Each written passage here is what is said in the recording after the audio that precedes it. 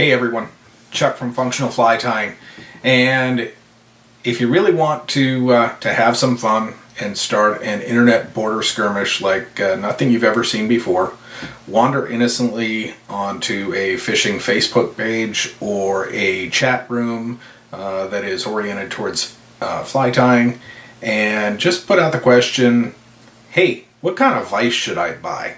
And then just watch the fur fly. Now you're going to get a little bit of everything. You're going to get the folks who will argue for the mid to high end stuff, brands like Renzetti and Dynaking and HMH. Then you're also going to get the vices that are more at the value end of the spectrum, vices like Peak and Griffin. And then you're also going to get the guys who will say, I've been tying on my Thompson Model A since 1955 and it still works. So all of that does absolutely nothing to help you. And you really just go back to the question of, what do you need? What's right for you? And the answer to that is that just like nobody else can tell you whether or not you're going to like the taste of a hot fudge sundae or ketchup, those people can't make your decisions for you. You're going to have to make that decision yourself. But the process to help make that decision is something that we can help you with, and so that's what we're going to do. I'm going to talk a little bit how to diagnose what you need, and then I'm going to show you some vices with some different designs. Not that you should buy one of these specifically because that's your decision, but just to kind of give you an idea as to what you'll find in the marketplace. And then maybe give you a little bit of counsel on how to wander into a shop and make the right decision for you. So let's go ahead and talk about self-diagnosis.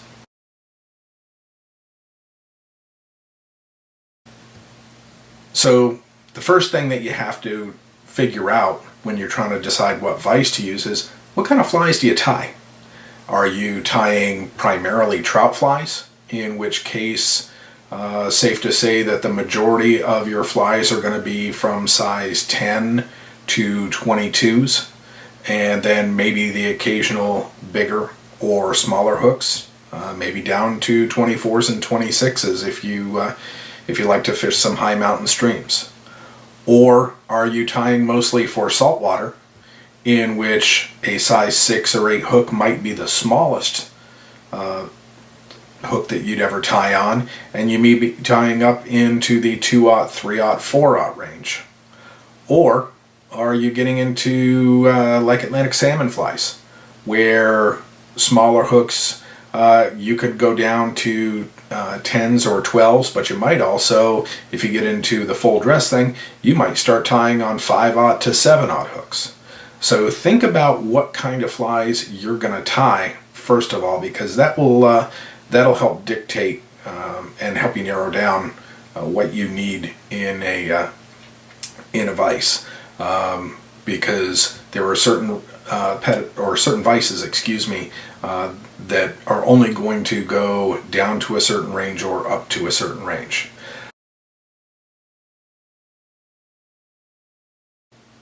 The next question is, what can you invest? And I would encourage you to look at a tying vise as an investment.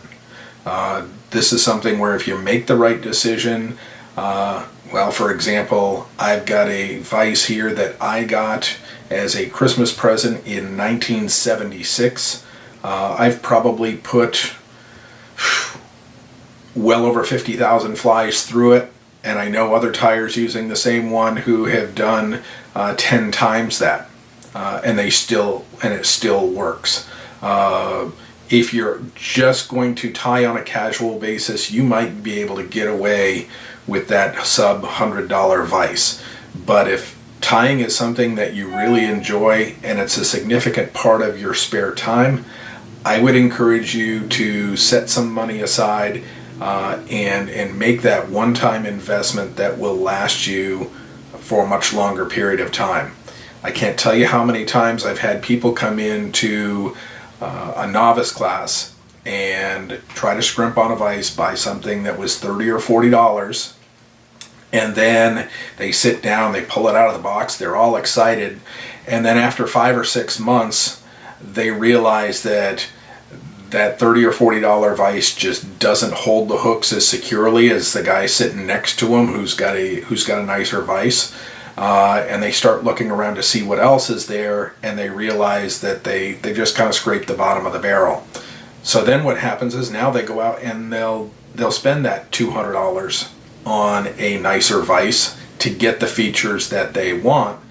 And in reality, what they've done is they've just spent $230 or $240 for a $200 vise, because that first $30 is now just, you know, a hunk of metal sitting in a drawer that'll never get used. So find out what you can invest. Set some money aside if you need to. Take your time. Make the right decision the first time around.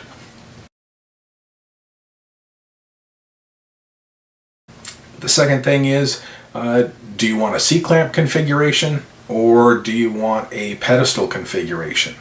I would recommend a C-clamp configuration for someone who is going to tie at home and nowhere but home, and has a desk or something like that where they can easily mount that C-clamp to the desk. They're not going to have anybody complain if they put a little bit of a mark on the furniture, because that clamp will crunch into a wooden desktop or tabletop. So make sure that you're working on furniture that nobody's going to care if you mar it up a little bit. I think pedestals are a far more versatile way to go. You can take it on the road with you. You can set it up on a tree stump. You can set it up on a table, anywhere you want to go. Another problem with C-clamp vices is, depending upon the size of the clamp, you may pull up to a tying night, and if, for example, everyone is tying at 6 foot or 8 foot long plastic tables, a lot of times those tables are 2.5 to 3 inches thick. Your clamp may not necessarily fit on there.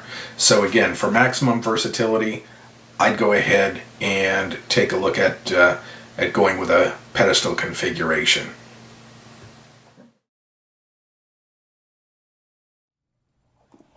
Okay, so let's go ahead and start with looking at a really basic vise. This one is a Griffin Superior vise, and the pedestal version, as you can see, it's marked. And a vise like this is relatively inexpensive. And if you were going to go ahead and just tie, say, basic trout flies and nothing real fancy, then this would probably do the job for you. It has 2 adjustment buttons. It has your major adjustment button, and then it has a micro adjustment, and they both work in concert to hold the hook in place, and it actually does an okay job with it. However, the problem with it is that even in a solid pedestal, it will tend to rock a little bit, and there's no rotary function at all. If you wanted to do something to get to the bottom of the hook, you'd actually have to remove the hook and then turn it upside down. So let me go ahead and back this off. And you'd have to go in and do that every time you wanted to change the position of the hook. So it's functional, but it's really basic, and you're probably going to get tired of doing that fairly quickly, especially if you start tying a lot of flies.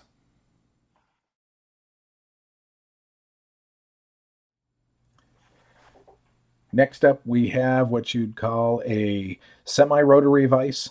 This is an old HMH standard from about 1976. This is the vise I've been tying on since that time. Still works extremely well. As you can see, you can actually rotate the barrel all the way around so that you can get all views of the hook. However, you are still stuck with the issue that when you put the hook in the vise and you have the shank parallel to the to your desktop, when you want to go ahead and rotate it to take a look at the underside, it does put the angle of the hook shank at a sort of an awkward angle, so it's a little bit more tough to work with. So definitely a step up from from the basic vise, but by the same token, there are improvements that can be made if you're really going to be tying a lot of flies, especially like saltwater flies, where you may tie in on the underside of the hook.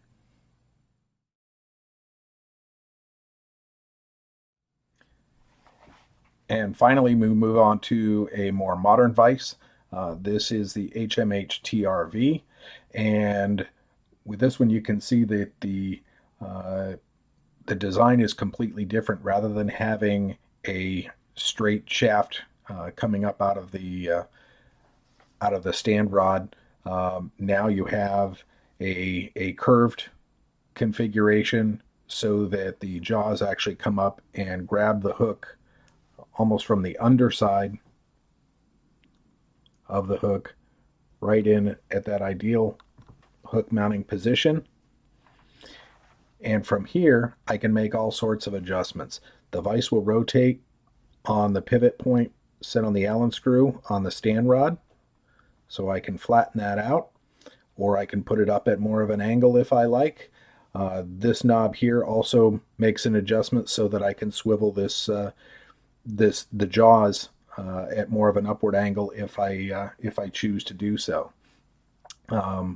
Finally, the nice thing with these types of true rotary vices is that you can set up the hook shank so that as you rotate the vise around, the shank actually stays right on the central axis. And I'll go ahead and try to get that set up right there. So you can see right now that that hook shank barely moves.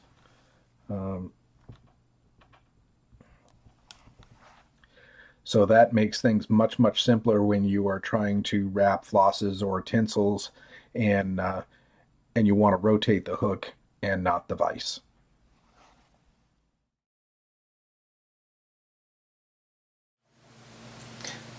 So let's talk about the best way to approach this. You've seen some of the vices that are out there, or the general designs, and you've gone ahead and figured out what your real budget is. Okay, what do I want to spend on this? If I have to wait an extra month or so to get what I really want, what's my budget? What I would do is, hopefully you have a decent fly shop somewhere in your vicinity. Hopefully the internet hasn't killed them all. And wander into that shop and maybe take a small container with a variety of the hooks that you might like to tie with. Bring those in a little plastic box. Maybe even bring in a bobbin and some thread.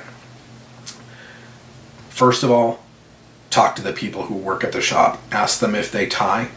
Ask them if they tie the same types of flies you do, and then get an idea from them as to what their impressions are, and also, very importantly, what things would they change?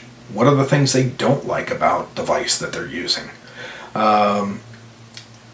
If they do have a good selection of brands, ask the shop if they would mind if you went ahead and put a couple of different hooks into the jaws of the vise to see, does this vise comfortably hold the types of hooks that I'm going to tie? How easy is it to adjust from a size 8 to a size 16 hook? If I do make that adjustment and the vise can accommodate it, does it still hold both of those hooks securely? Some of them will, some of them probably won't.